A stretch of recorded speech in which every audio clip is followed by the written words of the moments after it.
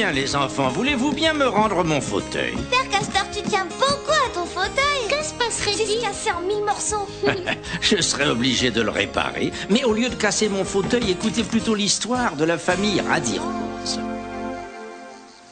Tempête chez les lapins. Ce matin-là, un vilain renard rôdait en quête d'un mauvais tour.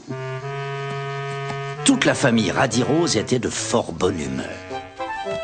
J'ai besoin de tout mon temps pour préparer une soupe et un bon gâteau. Aujourd'hui, nous recevons grand-mère Radirose. Alors je m'en vais chercher des carottes toutes fraîches, hein? Reine et Benjamin, qu'est-ce que vous allez nous préparer?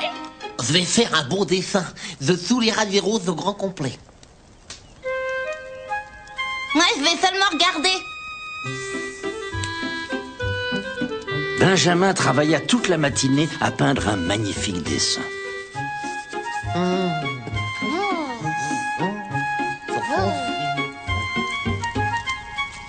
Je suis un grand artiste. Puis il sortit prendre l'air un instant. Ah bah moi aussi, je vais devenir une grande artiste.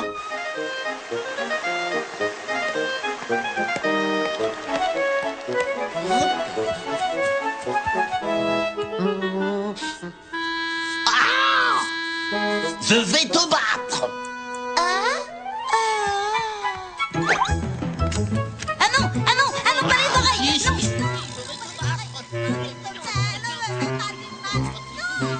Non. Oh, une dispute.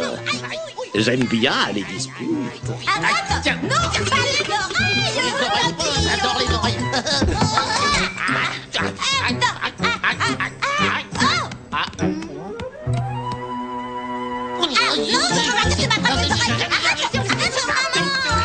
Mais qu'est-ce que ça veut dire? Maman, il m'a battue. Viens m'aider à préparer le repas. Mais une abominable fumée noire venait de la cuisine. Maman Radirose courut, la soupe avait brûlé. Et mon gâteau est complètement carbonisé. C'était bientôt l'heure de manger et il n'y avait plus rien sur la table. Les nerfs de maman Radirose craquaient.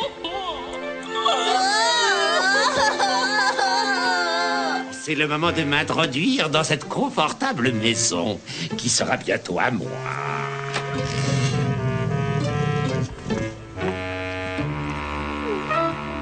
Il entra à pas de loup et alla se cacher au fond du terrier. Papa Radirose, qui rentrait, vit le renard se faufiler. Il se précipita et poussa toute sa famille dehors. Et Benjamin ferma la porte. J'ai vu le renard rentrer. Oh, j'étais débordée. Je ne l'ai ni vu ni entendu. Heureusement, Benjamin eut une idée lumineuse.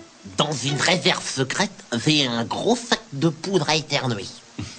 Benjamin courut à toutes pattes jusqu'à sa cachette secrète. Et il rapporta triomphalement son sac de poudre. Ça y est. Viens vite sur le toit.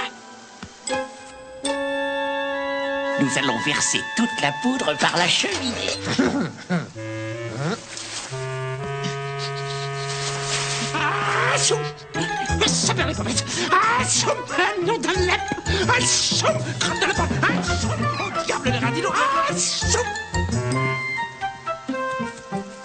On ne le reverra pas de sitôt. Regardez, voilà grand-mère Radirose. Aidez-moi, je vous apporte un énorme gâteau. Ça sent bien. Le nôtre est complètement carbonisé. On va te raconter tout ça. Maintenant, ils avaient envie d'en rire. On jeta à la poubelle la soupe et le gâteau brûlé. On mit sur la table les carottes toutes fraîches et le beau gâteau. Je te donnerai du papier, des crayons et même un pot de peinture. On va pouvoir dessiner tous les deux. Toute la famille était réconciliée.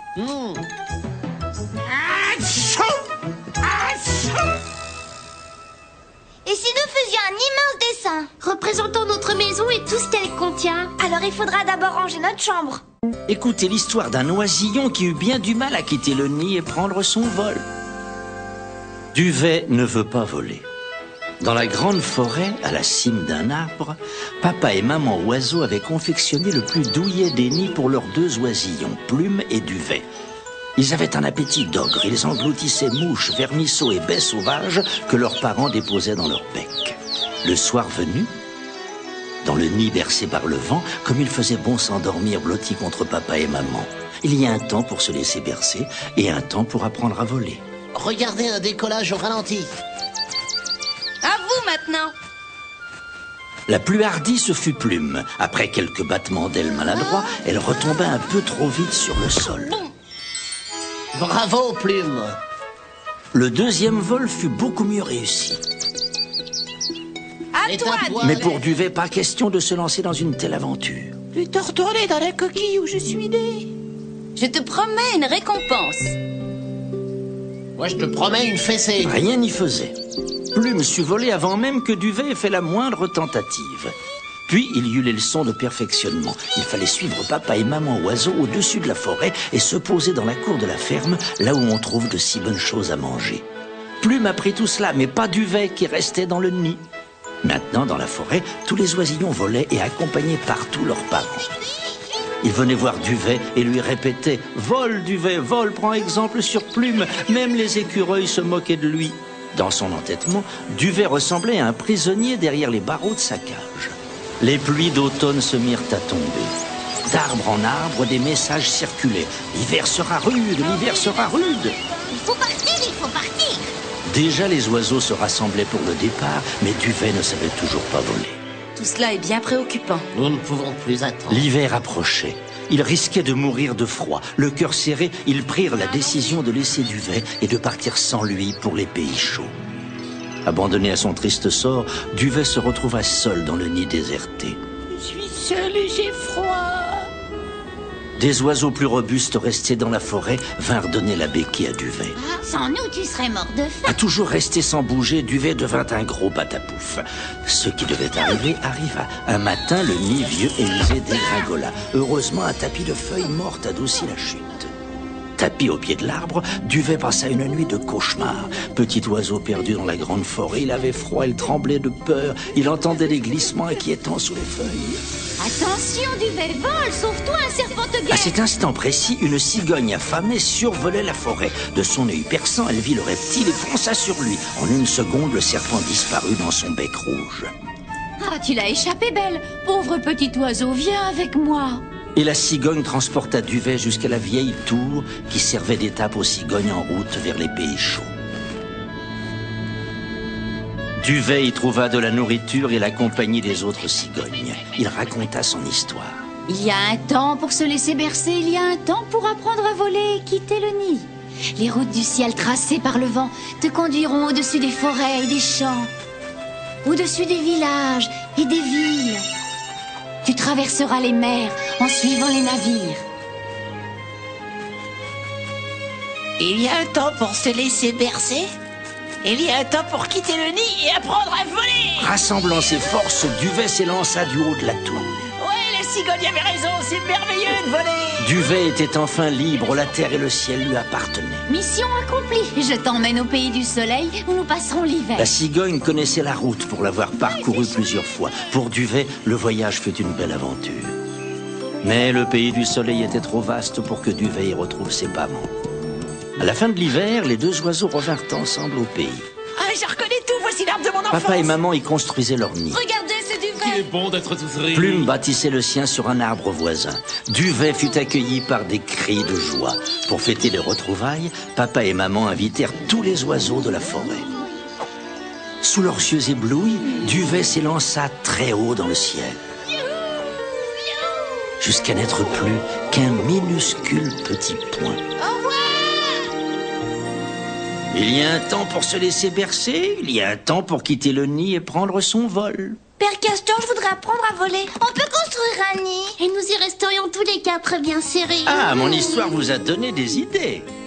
Mais les castors, ils peuvent pas voler. Non, les petits castors préfèrent nager et écouter des histoires. Ah oui, et puis cueillir des fleurs. Et puis dessiner des marionnettes. Et puis regarder le jardin par la fenêtre. Oh, vous êtes plus rapide que l'éclair. Ouais, mais ils ne feraient pas de bons voleurs. Ils ont oublié de s'essuyer les pieds et ils laissent de la neige un peu partout, regardez. Mais on est quand même drôlement rapide. Ouais, et on pourrait même voler la lune si on voulait. C'est même pas possible. Si. Voler la lune? N'êtes-vous pas un peu vantard? Non. Pas trop. Ça me fait penser à une histoire. Ah oui, Colos et les 4 voleurs. Il était une fois, au fond de la forêt,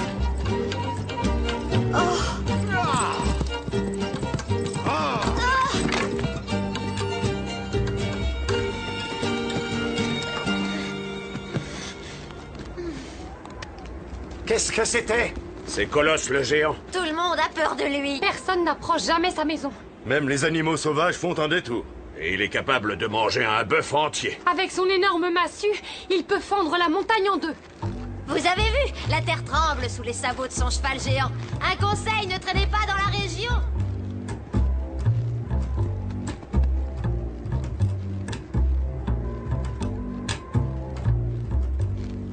J'ai faim. Tu penses comme moi? Un géant, ça doit posséder beaucoup. Je vais attendre la nuit, puis j'entrerai dans la cuisine et je volerai de quoi nous restaurer. Bien dit, moi j'ai soif aussi. Je descendrai à la cave et je déroberai un tonneau de vin pour nous désaltérer. Bien dit. Moi j'entrerai dans l'écurie, j'y laisserai notre âne et je prendrai un cheval pour nous emporter loin d'ici. Oh, moi je suis bien trop amoureux, je resterai ici. Et je rêverai à celle que j'aime. C'est ça, c'est ça.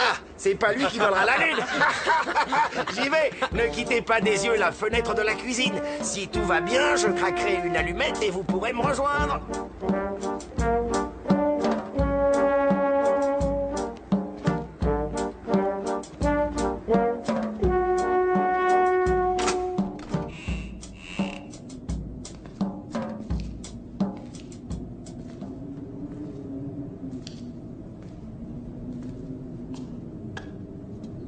À présent, il va falloir craquer une allumette.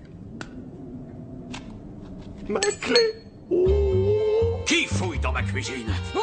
Si je le trouve, je l'écrabouille. Ça soulagera ma rage de temps.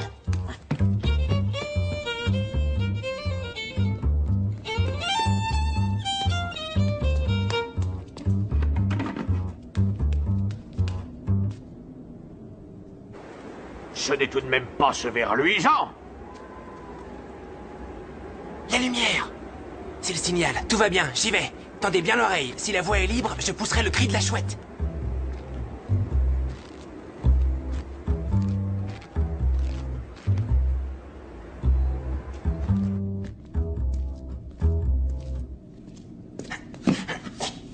Aïe, aïe, aïe, aïe, aïe, aïe. Ah, cette fois, je ne rêve pas, il y a quelqu'un dans la cave. Ah, si je le trouve, je l'écrabouille. Je l'écrasibouille.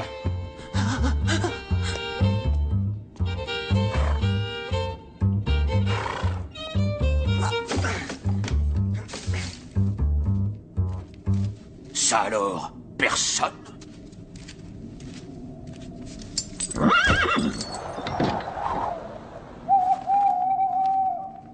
Tout va bien, c'est le signal. J'y vais.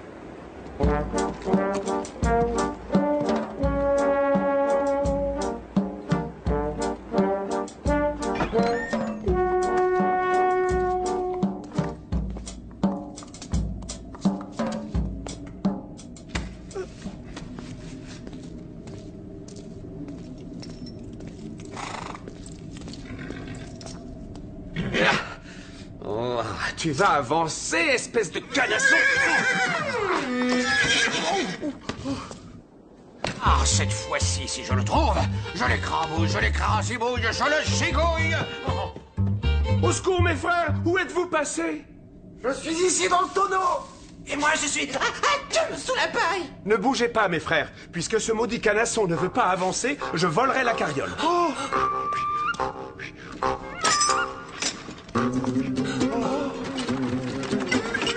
Tiens, mon vieillard. Plus vite, je t'en supplie, dépêche-toi! Oui, dépêche-toi. Oui, dépêche-toi. Je fais ce que je peux. Ah, et voilà, Je les écrabouille, je les écrasibouille, je les zigouille. Avance-toi, vieux bourricot! Oui, avance-toi, vieux bourricot! Il faut faire quelque chose. Avance, vieux bourricot!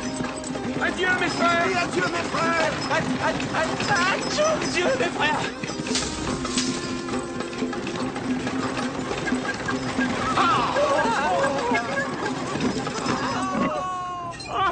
Que se passe-t-il? Que se passe-t-il? Que se passe-t-il? Qui va là? N'ayez pas peur, c'est moi, votre frère. Regardez, n'est-ce pas joli? La lune! Tu nous as sauvé la vie! Oui. Quand je vous ai vu en si mauvaise posture, je suis monté sur l'arbre le plus haut. Et pour celle que j'aime, j'ai décroché la lune. Et voilà. Ils n'étaient pas très... Malin, ces voleurs-là. En tout cas, il y en avait au moins un qui était... Romantique. Voilà, c'est ça que je voulais dire. Oh, toi, du moment qu'il y a un amoureux... Tu trouves ça bien? Parfaitement. Vous aurez aussi remarqué combien ces 4 frères étaient unis. Oh oui, la sœur. J'ai une épuisette pour explorer le fond des ruisseaux, mais jamais aucune nymphe ne s'y est prise. Tu ne prends pas non plus de poisson? Tu as raison, il y a des choses qui nous échappent.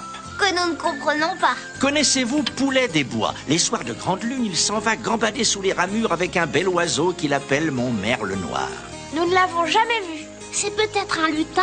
Pour le voir, il faut bien regarder. C'est une de ces choses merveilleuses qui existent dans les histoires du père Castor. Poulet des Bois. Il vivait dans une cabane avec un merle noir qui s'appelait mon merle noir. Une nuit que Poulet des Bois dormait, la lune vint le regarder sous le nez à travers la lucarne. Il était si joli qu'à le contempler ainsi, elle se mit en retard.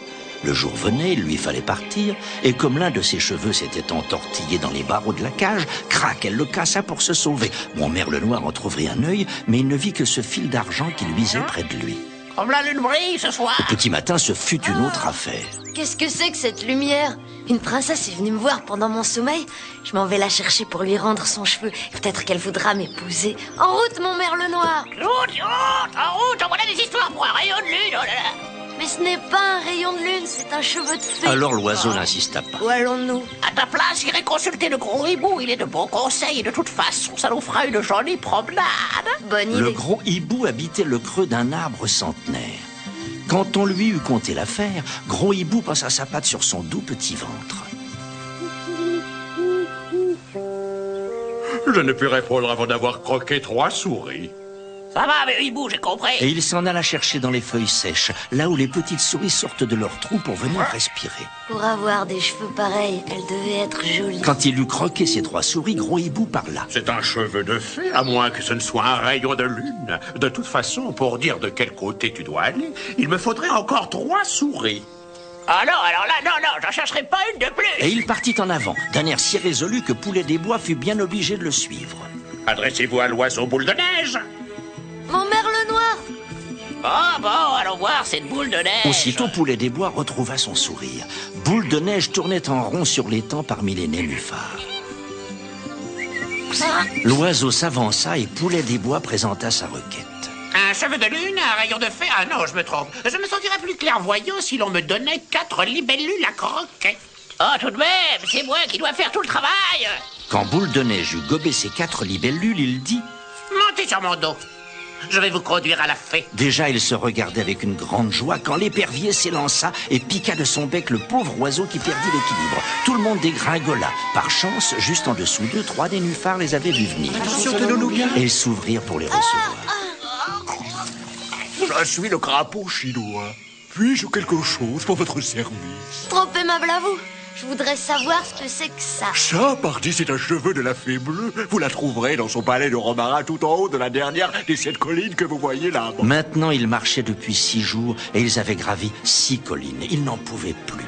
Quand la nuit vint, ils se couchèrent tous deux sous les bruyères et s'endormirent. La lune vint à passer par là. Elle vit quelque chose qui luisait entre les doigts de Poulet et se pencha. Qu'est-ce que c'est que ça? Mais c'est un de mes cheveux. Elle voulut le reprendre et tira dessus de toutes ses forces, mais tout endormi qu'il fut, Poulet des Bois ne lâcha pas prise. Rien à La faire. lune ne pouvait s'attarder. Pauvre Poulet des Bois, qui cherchait si fort sa princesse et qui venait de refuser son cheveu s'il avait su.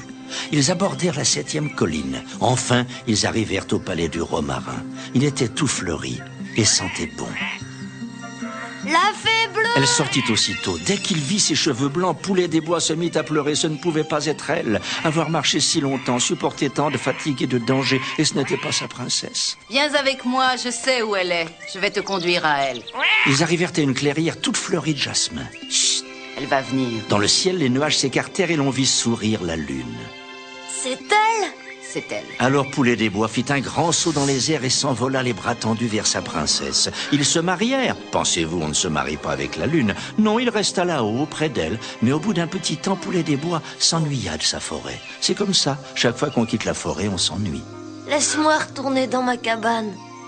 Nous irons ensemble. Quand vint la nuit, la lune resplendit sur la terre et Poulet des Bois se laissa glisser jusque chez lui, le long de la chevelure pâle de son ami. Mon merle noir dormait dans sa cage. Il avait triste mine depuis qu'il était seul.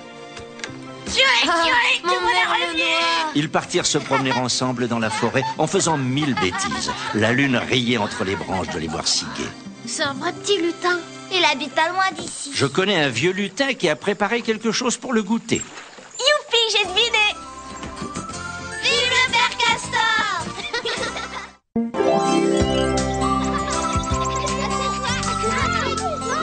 Oh non! C'est toi le chat! Flûte, j'ai pas envie de jouer! Oh, t'es mauvais joueur. Quelles sont ces galopades? Un chat ferait sûrement moins de bruit. Père Castor, est-ce que les chats habitent toujours dans des maisons? Les chats aiment aussi être indépendants. Ils aiment chasser, courir et aussi se battre. Ils aiment aussi dormir dans des coussins. Ouais. Écoutez cette histoire. Comment le chat trouva la maison de ses rêves. Le chat cherchait une maison car il trouvait que dans la rue, la vie était bien difficile. Il faut se battre pour dormir, il faut se battre pour manger. Il y a ces voitures qui roulent comme des folles et ces passants pressés de retourner chez eux. Et moi, je suis très triste. Je ne suis qu'un chat de gouttière, sans maison, sans amis et sans frère. Je trouve la vie bien amère car j'ai personne à chérir. C'était un chat très solitaire. Mais bien sûr, il ne voulait pas n'importe quelle maison. Il la voulait comme ceci, il la voulait comme cela, avec des... puis encore un... C'était un chat très difficile. Ouf, il trouvera pas. Il trouvera pas. Il ne trouvera pas, sifflaient les oiseaux qui l'auraient bien croqué. Pourtant, les villes sont très grandes, les rues sont pleines de maisons. Et les routes peuvent vous conduire très loin. Pourquoi pas jusqu'à la maison de vos rêves? C'était un chat qui vivait d'espoir. Le chat courut, et finit par en voir une qui lui parut à son goût. Elle se tenait au bord d'un pré fleuri. Le chat se fit poli, le chat se fit aimable pour prendre des renseignements. Ici, je m'arrête car je dois vous dire que les chats comprennent le langage des maisons. Bonjour, madame, je vous trouve bien belle et gracieuse avec ce toit rose et ces volets verts. Et moi, je suis un chat qui cherche une petite place. Vous avez raison, vous avez raison. Chaque chose a sa place et une place pour chaque chose. Le balai à la poussière, la marmite sur le feu, la couverture sur le lit. Il faut de l'ordre, mon ami, dans une maison qui se respecte. Le chien au portail, le chat au grenier. Ah bon? Et pour manger? C'est tout pareil, c'est tout pareil. Le pot au feu pour les maîtres, la pâtée pour le chien, la souris pour le chat. Il faut de l'ordre. Bon, moi, avec les souris, je joue. Je les mange pas. Il abandonna vite cette maison trop ordonnée. C'était un chat qui aimait la fantaisie. Le chat courut. Et voici qu'il se heurta presque à une rangée de murs tristes qui lui cachaient le ciel. De terreur, son poil se hérissa. Oh là là là là, je sais pas à quoi peuvent bien servir. Tous ces murs pleins de trous, ce sont des pièges peut-être. Vous n'êtes qu'un sot! Hurlèrent 1000 bouches furieuses. Et d'ailleurs, filez vite! Les animaux sont interdits dans les appartements! Sans insister, le chat s'enfuit. C'était un chat un peu poltron. Le chat courut.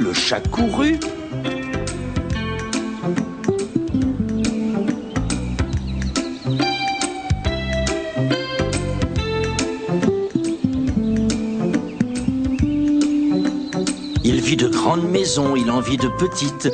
Il vit de belles demeures orgueilleuses. Des modestes, des charmantes. Il vit des maisons à toit rond. Des maisons à toit plat. Des maisons à toit pointu. Il en vit une qui l'étonna beaucoup. Elle marchait sur l'eau et s'appelait Bateau. Mais jamais, jamais il ne rencontra la maison de ses rêves. Certaines pourtant furent bien près de séduire son cœur de petit chat. Et surtout, oui, surtout la maison de la grand-mère, avec son jardin plein d'oiseaux grassouillés, ses rideaux de dentelle, ses confortables coussins posés partout, ses petites assiettes toujours pleines de bonnes choses, sa vieille dame tout en mots tendres et en gestes doux. Notre chat vécut dans cette maison-là des heures bien agréables.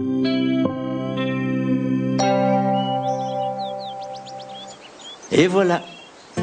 Il est attendrissant, ce minou. C'est un chat bien difficile, non? C'est pas facile de trouver une maison. Ça doit être dur pour un tout petit minou. Tout seul dans la rue. Toujours à se bagarrer. À coups de griffes. À coups de dents. Dans la jolie maison de grand-mère, le chat vécut des heures bien agréables. Il y avait Charlotte la siamoise, la chérie, la précieuse. Il y avait Tarzan le roux qu'on avait sauvé de la noyade. Zorro le noir était très fort et il aimait se battre. C'était lui le chef. Et puis les poissons rouges. Et puis le chien. Cette dame avait le cœur tendre. Trop, c'est trop. Au revoir, grand-mère. C'était un chat jaloux. Mais quand même, il y a bien dans ce vaste monde une maison faite pour moi, une maison qui m'attend. Après tout, si les routes sont si longues, peut-être vont-elles jusqu'à la maison de mes rêves. C'était un chat patient. Mais il finit par se fatiguer de tant de voyages inutiles. Il revint alors vers la rue qu'il avait vue naître.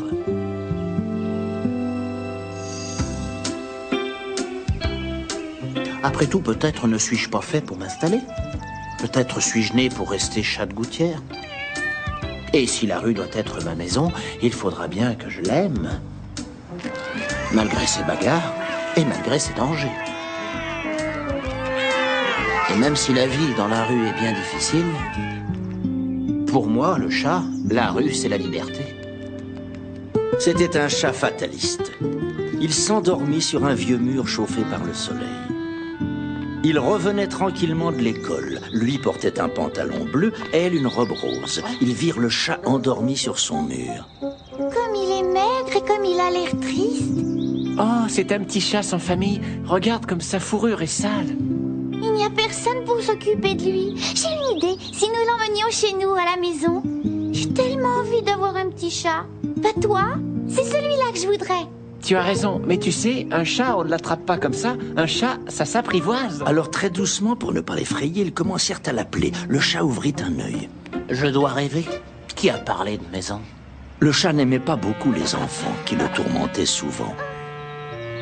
Oh, ces deux-là sont bien mignons, et puis ils n'arrêtent pas de miauler derrière moi. Ils ont l'air bien malheureux.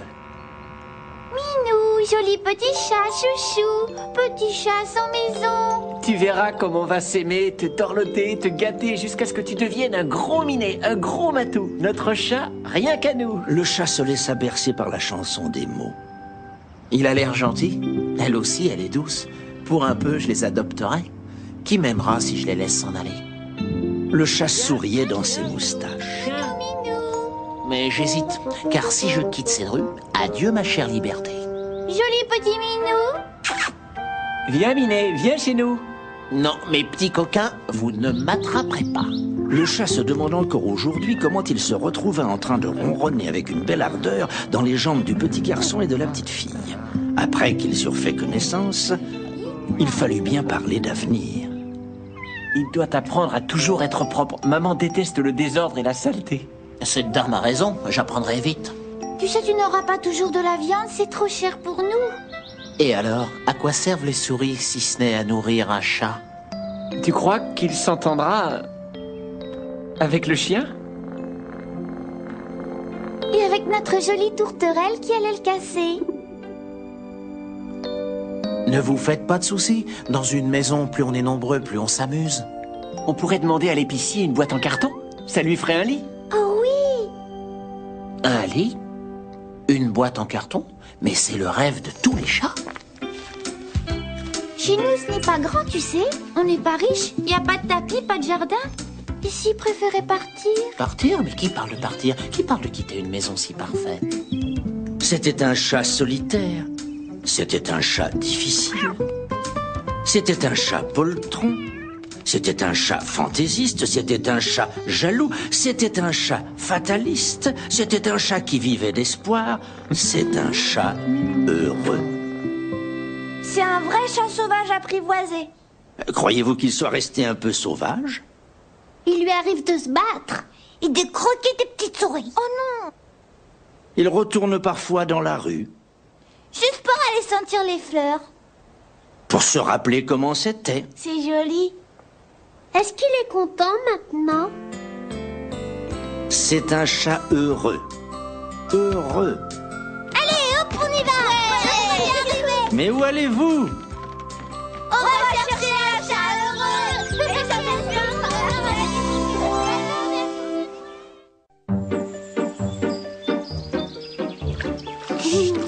Tiens, grignote, serre-toi, c'est bon. Oh non, non, pas celui-là. Prends celui d'à côté, il est bien meilleur. Et toi, Père Castor, serre-toi aussi. Bon, et à moi, lequel me conseillez-vous? J'aurais dû... Bon, tout est... Grignote, ça va? Dites donc, vous deux. On a juste rajouté du sel et du vinaigre. C'était pour rire. Et vous prendrez bien quelque chose à boire. C'est les prix qu'ils croyaient prendre. Vos blagues me rappellent une histoire. Allez, venez vite, je vais vous la raconter. De toute façon, j'avais trop chaud. La sorcière née du vinaigre. Viens voir à la cave. Je suis sûre que c'est là que le Père Noël cache ses cadeaux. Qu'est-ce que c'est que ces deux roudoudous? Bonjour, madame. Nous sommes les deux enfants de la maison. Oui, bonjour, madame. Et vous, qui êtes-vous? Ceux qui sont niais, ces deux-là. Vous n'avez jamais vu de sorcière, peut-être? Vous voyez bien que je ne suis pas la reine d'Angleterre. Vous remercierez bien votre papa pour moi, mes petits. Ah bon? Vous connaissez papa? Un peu que je connais ton père, mon petit bonhomme. C'est même grâce à lui que je suis ici. Quoi? Figurez-vous, mes poupounets, que pour créer une sorcière, il faut impérativement 3 conditions. D'abord, une atmosphère très humide, cette cave. Ensuite, une faible quantité de vinaigre. Et le plus difficile, prononcer une formule magique dans l'obscurité totale. Et justement, l'autre jour, votre papa est descendu à la cave pour chercher une boîte de petits pois que votre maman lui avait demandé. Mais comme il ne trouvait pas l'interrupteur, c'est alors qu'il a dit la formule magique. Comment veux-tu que je trouve des petits pois dans le noir? Et c'était ça, la vraie formule magique? Pour les petits pois, ça m'étonne pas. Ils ne trouvent jamais rien. C'est vrai, ma sourisette. D'ailleurs, ce jour-là, vous avez mangé des nouilles. Vous allez voir comme c'est désagréable d'avoir une sorcière extraordinairement méchante au sous-sol. Vos ennuis ne font que commencer. Adrien, Louise, vous trouvez vraiment ça drôle? Mais maman... Allez, filez. Et ne recommencez pas. Hein. Plus de poils à gratter.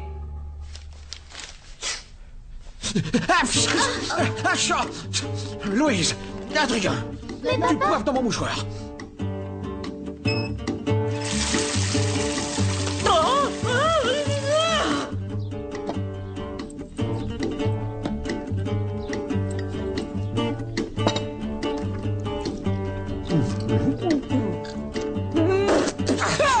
Maintenant, vous deux, ça va vraiment mal aller. Du sucre. Mais c'est pas nous, on n'a rien fait.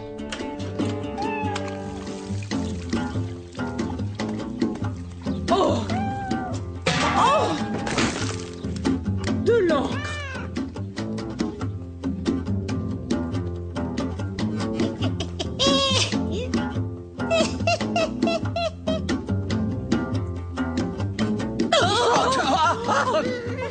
Mais qu'est-ce que c'est que ça encore?